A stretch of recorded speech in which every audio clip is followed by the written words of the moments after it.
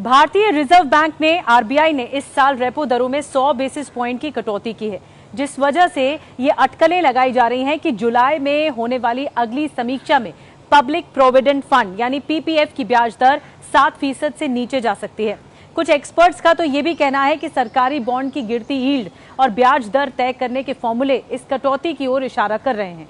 वहीं कुछ का ये मानना है कि राजनीतिक और व्यवहारिक कारणों से सरकार जो है इतनी जल्दी कोई बड़ा फैसला भी लेगी नहीं। अभी पीपीएफ की ब्याज दर 7.10% है, जो कि 10 साल के सरकारी बॉन्ड की औसत यील्ड से जुड़ी होती है। श्यामला गोपीनाथ कमेटी के फॉर्मूले के अनुसार पीपीएफ की ब्याज दरें 10 साल के सरकारी बॉन्ड की औसत यील्ड से 25 बेसिस पॉइंट ज्यादा होनी चाहिए।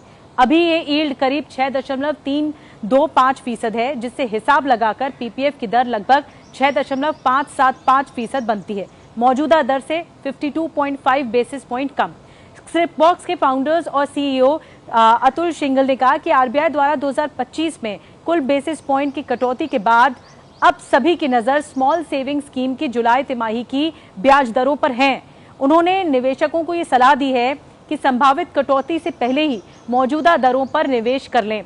बैंकबाजार.com के सीईओ अदिल शेट्टी ने कहा कि श्यामला गोपीनाथ कमेटी का फॉर्मूला सिर्फ एक सुझाव भरे एक सजेशन है, ये बाध्यकारी नहीं है और सरकार पहले भी इस फॉर्मूले से अलग फैसले ले चुकी है।